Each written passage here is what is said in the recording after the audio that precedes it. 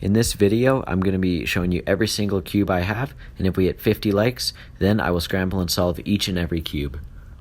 So starting off, we've got 2x2s, and I'd like to say I have no clue what half of these are, but I have a Rubik's brand, and these two are the same. I just scratched the logo off of this corner.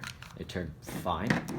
And these two, I switched between as my mains. Right now I'm using this one, but I've got no clue what this one is called either. Alright, now for 3x3s. The first main that I used was this V cube. It's pillowed and it turns quite weirdly. So then I got a budget cube. I can't remember what one this is, but as you can see by the stickers, I used this one for a long time.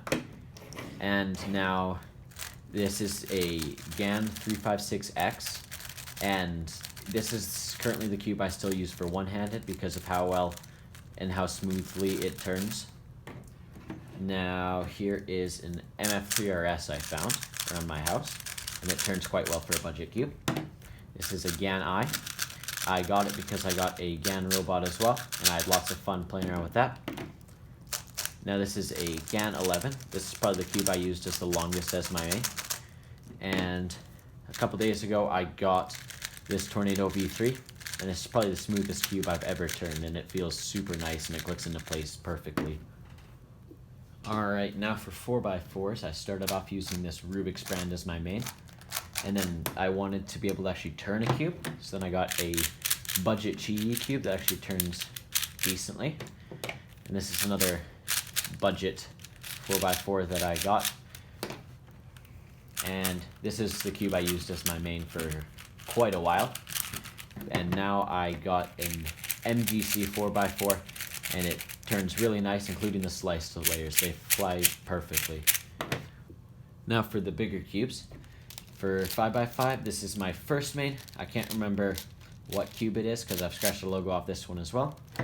And this is my current main. It's an MGC, just like the 4x4, and it turns really well. And for 6x6 and 7x7, I can't remember what it is, but I remember I got the same one because they were the cheapest 6x6 and 7x7 I can get, and they both turned fine. Alright, now for Megaminxes. I first got a Mefferts one, but this one also barely turns. So then I got this is a Chi budget cube, and it turns quite well actually. Then I moved on to this cube, and it has ridges on the pieces, which helps my fingers stay onto it a little bit better. And just like this one, this next one that I currently use as my main also has ridges, but it just turns a lot better, and it allows me to get a lot faster times with it. Alright, now for square ones. These ones right here are the same cube. One of them is my sister's, but she's never learned how to solve it, and they both pop a lot and they're not great. So then I got an X-Man Volt, I'm pretty sure this one is. And it turns super well, and the magnets help it click into place to allow me to get a lot faster times with these because the pieces don't fall off all the time. Now for Skewbs, all three of these are budget Skewbs. They probably all cost under $10 each because I don't solve Skewb very much, so I haven't really bothered to get a very good one. Now for Pyraminxes, just like the Megaminx, I started off with the Mefferts one that doesn't turn great. It has super loud clicky balls, and this is like a lot of them, a Chi budget cube, and it turns decently. But then I recently got a GAN Pyraminx, and this turns way better than I need it to because I'm not great at Pyraminx. Alright, so now recently I've gotten a Shangshao clock, and I've had a lot of fun with this, learning how to solve it and getting a lot faster at it. Now for the biggest section of cubes I have are 3x3 shape mods and sticker mods. So this one is a V cube that Alberta pictures all on it, and this one here is the same, but it has British Columbian pictures. This is a big cube that I won at an arcade. Here's a Sudoku cube that turns horribly, and I have never learned to solve this one. And here's just a mini 3x3 that turns pretty terribly. And this is one of my favorites, and it's a Rubik's cube that I got from Disneyland, and it has a bunch of different Disney characters on it. Now moving on to shape mods. This is a ghost cube that I've solved a couple times, but it's not solved right now. And this is a Master Morphix, and I've actually got two of them here. This one here is a windmill cube. This is actually a very fun solve. and it looks really cool when it's checkerboarded, like this. Now, I can't remember what this one's called, but it may not look like it, but this is also a 3x3, and it's quite fun to solve. And this one here is called an axis cube, and once again, it shapeshifts a lot, and it's a really fun solve.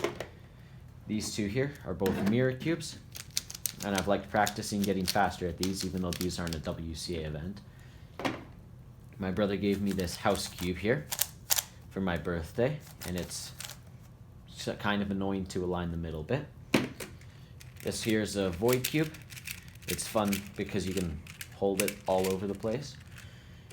And this one here, I can't remember exactly what this one's called, but it's really fun.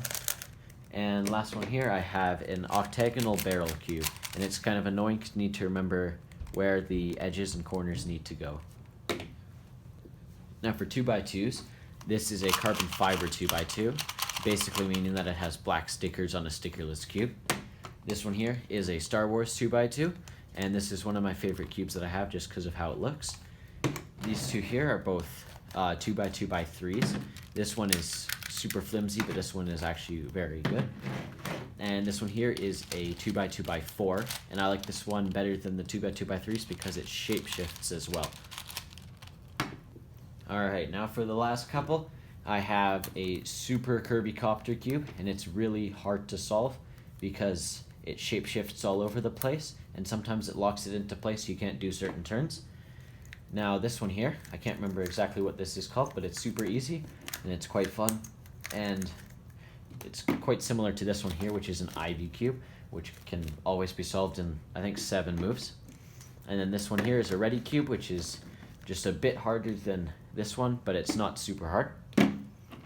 Now this one here is called an X cube, and it's massive and it shape-shifts, and it's pretty hard to put back into the X and then solve. Now I've got a gear cube right here, and it's basically the same thing as this, which is a gear ball, except the gear ball has a couple extra inner pieces. Now this is an extreme Skewb, and it's hard because the centers can be flipped, and you need to learn a couple new algorithms to re-flip the centers.